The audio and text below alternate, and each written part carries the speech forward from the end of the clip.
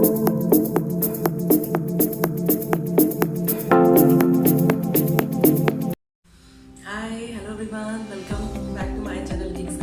कैसे हैं आप सब। तो आज फिलहाल मैंने एक मैसेज रिसीव किया, ठीक है। और जैसे कि आपको पता है कि अभी कॉलेज में प्लेसमेंट जो हमारा सेशन है वो चल रहा है सितंबर से, ठीक है। तो अभी क्या है, अभी तो जनवरी है तो काफ़ी पीक पे है, ठीक है। अब इसके बाद फरवरी मार्च से धीरे धीरे कंपनी आना थोड़ा थोड़ा कम कर देंगे। तो अभी इसी टाइम पे प्रीवियस ईयर पिछले साल मेरा प्लेसमेंट हुआ था सैमसंग SDS में। तो आज मुझे जो क्वेरी आई है वो ये आई है कि मैम सैमसंग SDS का आप इंटरव्यू एक्सपीरियंस शेयर करिए, क्योंकि उनका भी सैमसंग SDS का इंटरव्यू शेड्यूल है अपकमिंग डेज में। तो उनके टाइम तक, उस टाइम तक अगर मैं टाइम से अपना एक्सपीरियंस शेयर कर दूँ तो काफ़ी उनके लिए हेल्पफुल होगा, क्योंकि हम लोग भी जब प्लेसमेंट में थे तो जिसका भी इंटरव्यू हो जाता था वो उससे पूछते थे क्या क्वेश्चन पूछे गए, कहाँ से पूछे गए, प्रोजेक्ट से क्या पूछे गए।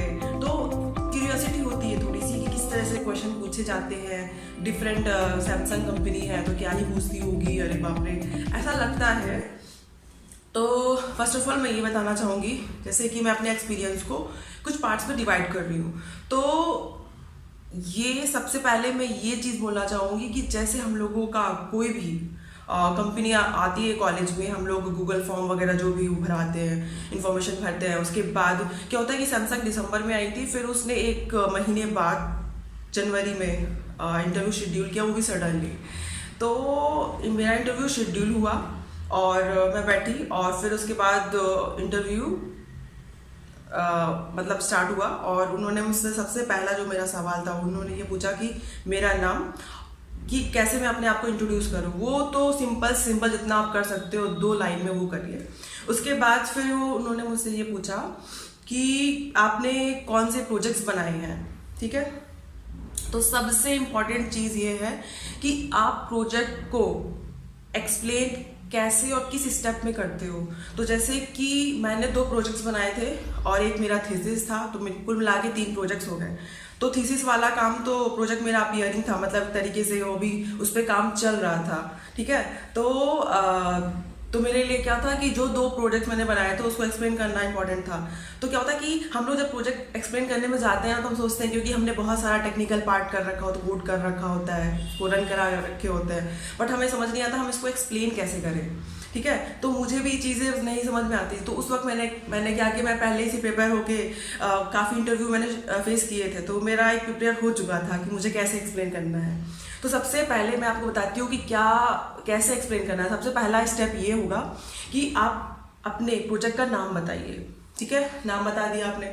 अब इसके बाद व्हाट, वेयर और व्हाई, ये क्वेश्चन उसमें फिट करिए, ठीक है। आपका प्रोजेक्ट क्या है, ठीक है, कहाँ यूज होता है और क्यों आप इस प्रोजेक्ट को चूज किए हैं, क्यों आप इस प्रोजेक्ट पे काम कर रहे हो, क्यों आप इस प्रोजेक्ट को बना रहे हो।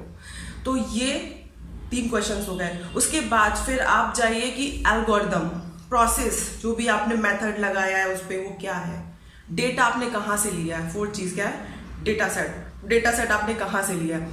ये सारे पॉइंट उसको मेंशन करिए। उसके बाद जब सारी चीजें बता देंगे आप, तो टूल्स पे आइए कि हमने कौन कौन से टूल्स यूज़ किए हैं। जैसे कि मेरा प्रोजेक्ट जो था लाइब्रेरी मैनेजमेंट सिस्टम में, बहुत सिंपल प्रोजेक्ट है, लेकिन ये सुनने में सिंपल लग रहा था, लेकिन उसको मैंने मॉडिफाई धीरे धीरे छोटा टर्म्स मैंने उसमें ऐड करके उसको कुछ अच्छा ही बना दिया था, जिससे वो मेरे इस प्रोजेक्ट में काफ़ी डिटेल वे में मुझसे पूछ रहे थे, क्योंकि उनको इंटरेस्ट आ रहा था। तो क्या हुआ था कि यहाँ तक तो हो गया, डेटा सेट हम लेंगे 4th पॉइंट।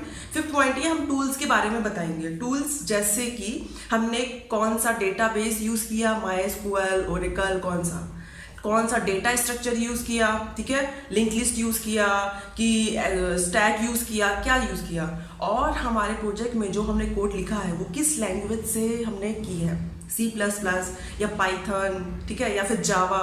तो ये चीज़ें आपको मेंशन करनी है।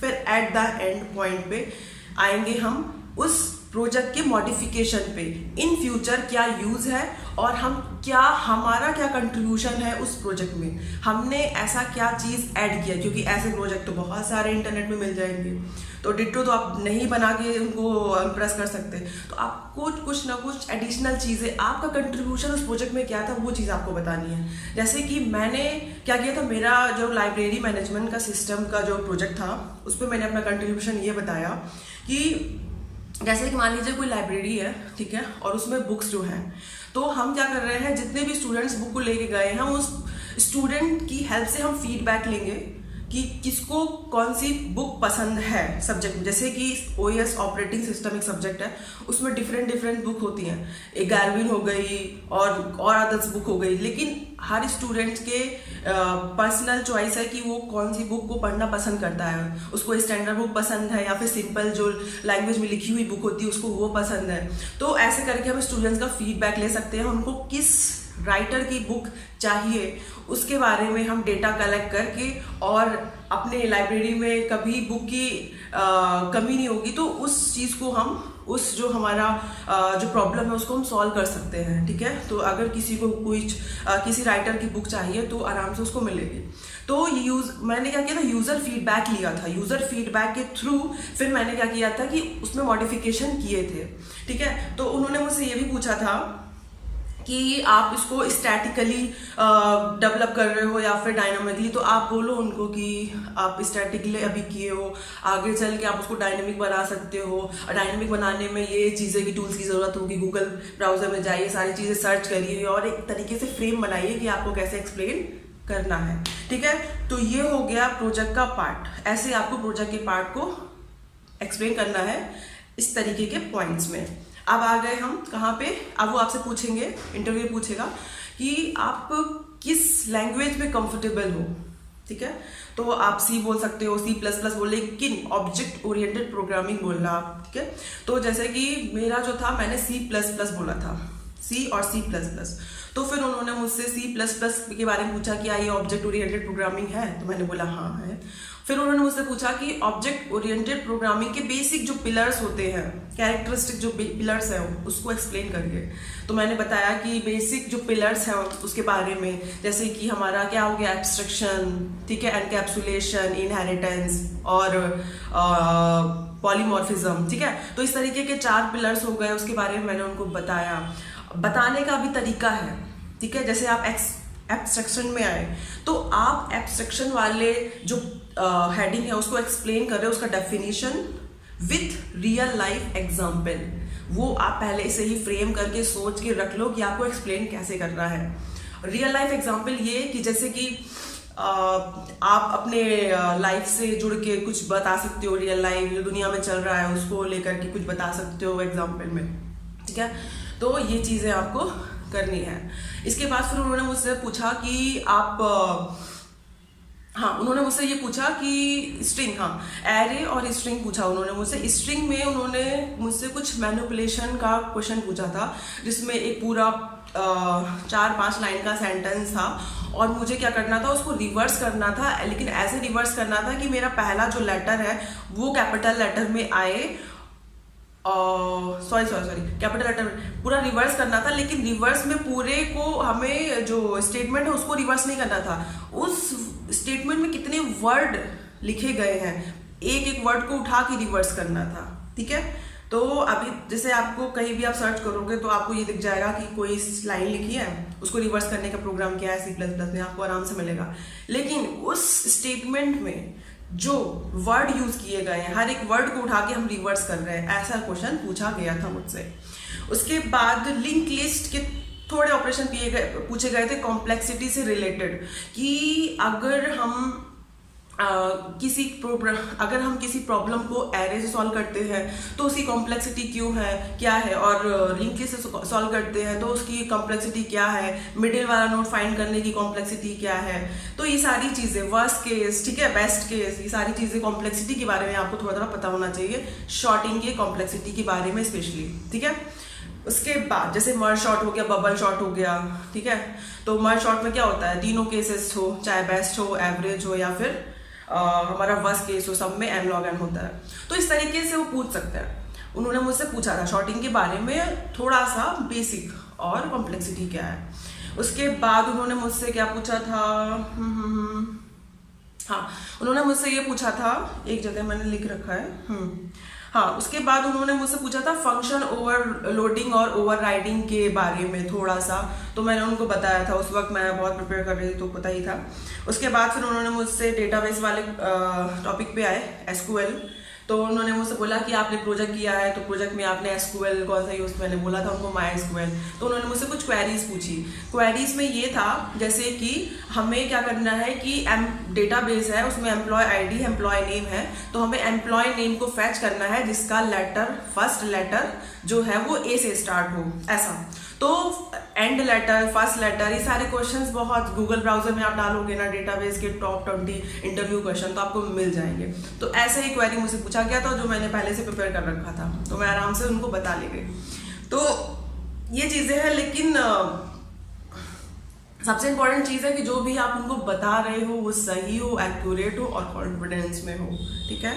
ये हो गया एसक्यूएल वाला पार्ट। उसके बाद उन्होंने मुझसे पूछा था कि कंस्ट्रेंट्स इन डेटाबेस, कंस्ट्रेंट क्या हो, जैसे प्राइमरी की, ठीक है, फॉरेन की, इसके बारे में उन्होंने मुझसे पूछा था।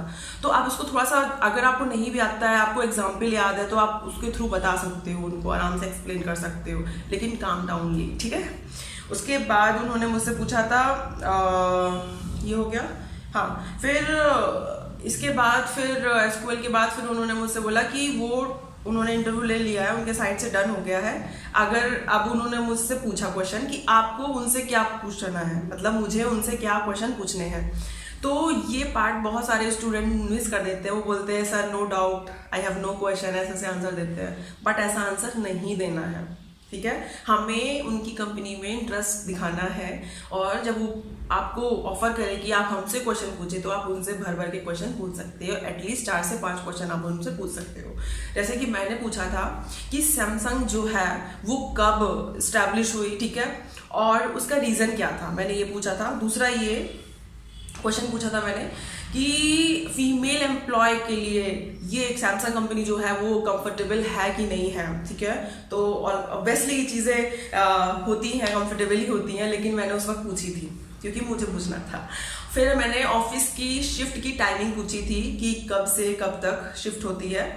तो इससे क्या होगा ना, ऐसे क्वेश्चन आप पूछोगे ना तो उनको लगेगा कि ये बंदा अपने आप को इमेजिन कर चुका है कि यहाँ पे आ चुका है ये तो ठीक है। तो ये शिफ्ट टाइमिंग पूछी थी। उसके बाद फिर मैंने ये पूछा था कि वर्क प्रेशर क्या है वहाँ का, और वहाँ का कल्चर, जो एनवायरनमेंट है, वर्क एनवायरनमेंट जिसको बोलते हैं, तो वो कैसा है, ठीक है। और मैंने उनसे पूछा था कि इन फ्यूचर, जैसे कि हाँ अभी जो प्रोजेक्ट है वो किस टेक्नोलॉजी पे चल रहे हैं, ठीक है, डिफरेंट टेक्नोलॉजी आ गई है, तो उससे रिलेटेड कुछ ऐसा प्रोडक्ट आपने जो लॉन्च किया हो। तो ऐसे क्वेश्चंस मैं थोड़ा सा उनसे पूछी। उसके बाद फिर मेरा इंटरव्यू ख़त्म हो गया और फिर आपके सामने ही है।